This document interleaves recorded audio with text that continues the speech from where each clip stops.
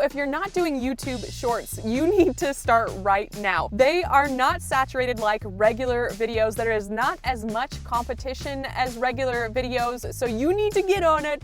Get those shorts on your channel, because if you want views and subscribers, this is a great way to do it. So I'm going to be showing you exactly how to make a YouTube short from start to finish, but today I'm going to be using only my phone. So the reason why I am doing this is it's not for me, guys, it's for you. I want to do a case study and learn all the hard stuff. That way I can package up all the good stuff and give it to you so you can implement it on your channel. You might be wondering what exactly a YouTube short is. Well, it's fairly new. It's actually a vertical video, not a horizontal video like we're used to.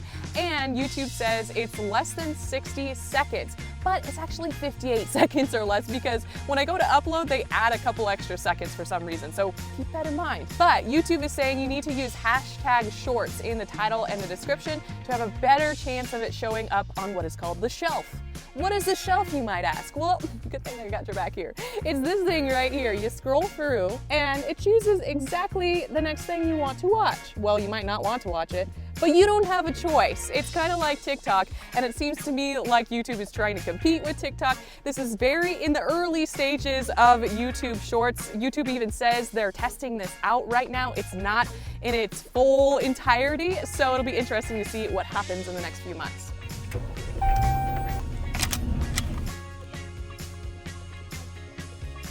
Alright, so I have the egg white bites, the double smoked bacon sandwich, spinach feta wrap, minty mocha crumble frappuccino, wow. Grande pie plate and grande latte with almond milk and sugar-free cinnamon dolce, is that right? Yep. Probably thinks we're nuts. 20 ounce cookie crumble frappuccino. Can't wait. That's my style, you know me. Thank you. Those for you. Woo! I'm so excited. Thank you. Have a great day. You too. Okay, so Andrea and I are here and we're about to film this short. So we just wanted to show you a little behind the scenes of actually how long it takes to do all of this for less than 58 seconds. This is the double smoked bacon cheddar and egg sandwich. I thought I'd pair that with the mocha cookie crumble frappuccino. Although this is what I was craving today, this adds up to 1,090 calories. So I think I'm gonna save it maybe for Christmas. Special occasion, who knows? The spinach, feta, and cage-free egg white wrap. And the sugar-free cinnamon dolce almond milk latte. These together are 480 calories. Not bad for a breakfast from Starbucks, am I right? My personal favorite, the egg white and roasted red pepper egg bites. And the most basic of them all, a grande dark roast coffee from Starbucks. These two will set you back 175 calories. Pretty guilt-free, I'd say, from Starbucks. So now Andrea and I are back from shooting the short, and I am going to start editing it in Final Cut Pro.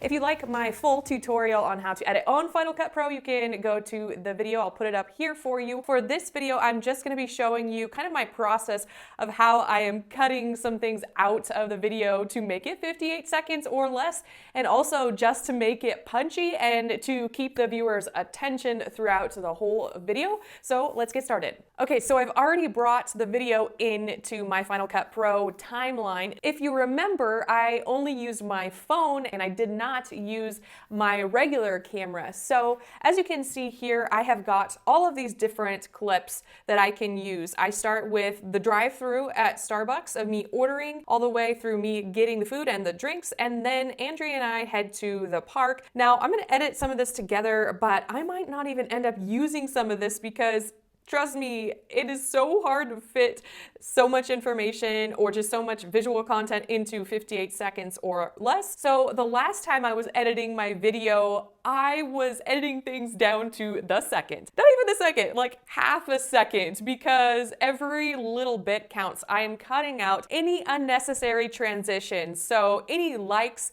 uhs, those types of things. But not only that, just unnecessary things in between. So I would cut out, I say so a lot. I would cut out the so's and the okays, kind of just those middle type content, filler content that you don't need. Another reason for that is because you don't want to indicate to the viewer that you are changing something or the video is ending. So don't put up music that's kind of loud, like you're gonna end the video or something. I do use music throughout the video, but it's always the same volume and it's always very low underneath the audio. Don't, say like, okay, now we're gonna go to this other location. That's kind of a transition and people might not want to watch that second segment of the video. Just make it pretty seamless so that way they have no excuse but to keep watching. This is completely different than the way I edit my regular videos because I have a lot more freedom. But as you can see here, this is 14 minutes of footage here. I could literally make an entire real horizontal video for YouTube. And that's kind of what you want to do as well. You want to make sure you're still creating a story from start to finish. You want to make sure you have an intro. You want to make sure you have some sort of conflict and resolution and ending. Every single video you should be doing that. Shoot just as much video as you would normally. That way you're not wishing you had something else. Don't try to shoot it in like 3-second segments. Don't shoot only 58 seconds of footage. Maybe you would if you're doing it with your cell phone and you're only shooting one video from start to finish. That's okay. But if you want to do a video like this with a montage and all that, you want to make sure you have extra B-roll. That way you can pick and choose only the best clips. What I'm going to do actually with all of this footage is speed it up in Final Cut. And if you didn't know that you could do that in Final Cut, you can. You simply just highlight all of the clips or the clip that you want to speed up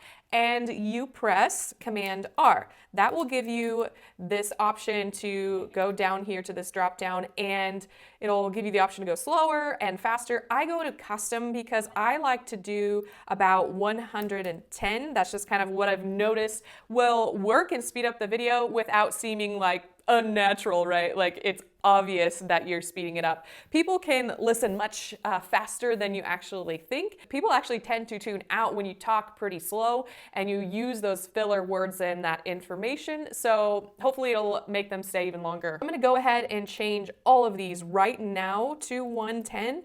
The reason I'm doing that is because then I can cut it up and they will all be 110 rather than cutting it up into, 20, 30 pieces and then I'm having to change it 20 or 30 times rather than just this amount of clips that I have here. I like to zoom in pretty far so I can see these waveforms here. That's where I'm talking and then you can see here that's where there's some more silence. That actually makes the process a little bit faster because then I know I can cut out those little areas where there is silence, there's no waveform going up. I'm not gonna need any of those areas right now, especially for a YouTube short rather than a regular video. Note down the footage that you took so that way when you bring it into your editing software, you already have an idea of what you want to use. Make sure you note down some areas where you really liked some shots that you got and that way you can definitely use those clips. That part goes on and on and on and on. I know there's a segment where the girl who is taking my order, she repeats it all back to me and she says something kind of funny.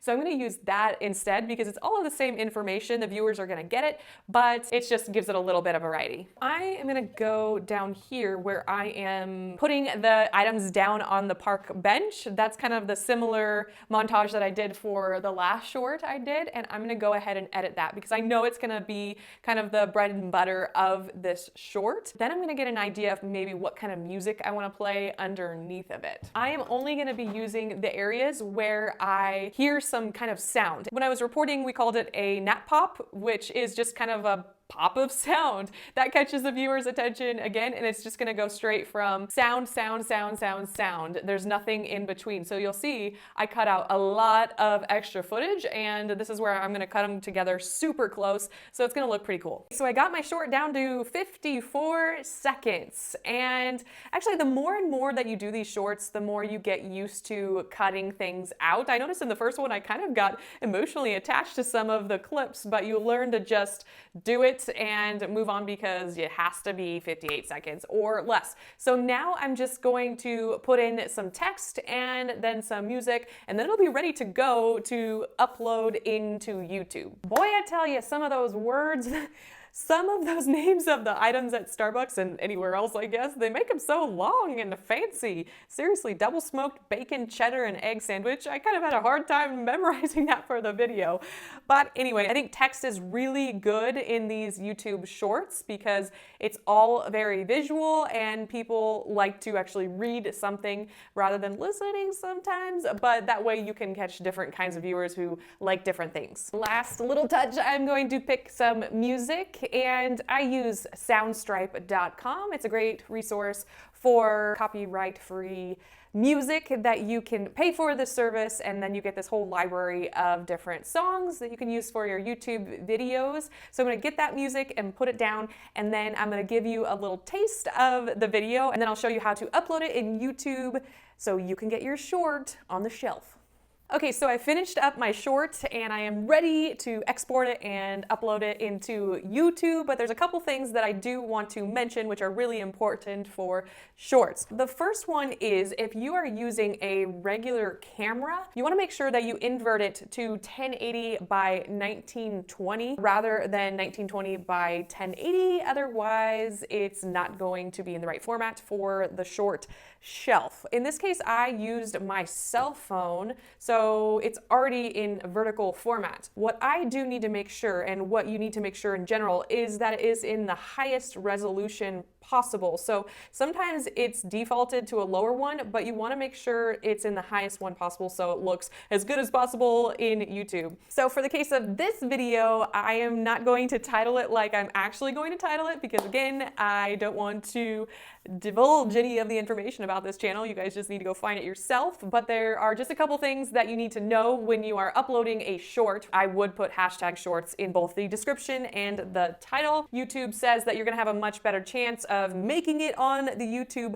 shelf if you do that, although they do say it's not completely necessary. There are videos on the YouTube shelf from years and years and years ago. YouTube shorts didn't even exist back then, and they don't have hashtag shorts in their title or anything, but they met the qualifications for a short. They were less than 58 seconds and they were in a vertical format, so somehow YouTube has figured that out and put them on the shelf. Also keep in mind when you are editing that you don't want to put any important information or any text rather on the bottom part of the video because it gets cut off eventually when it ends up in the shelf. So you want to make sure you put any text a little bit farther up. As a rule of thumb, I wouldn't put any text in like the bottom quarter of the video because we've had a video ourselves that happened to and all the text got cut off, just so you know. So if you'd like to learn a whole lot more about all of these case studies and this research that we've been doing on YouTube videos and also blogging, we have a full course for you on both,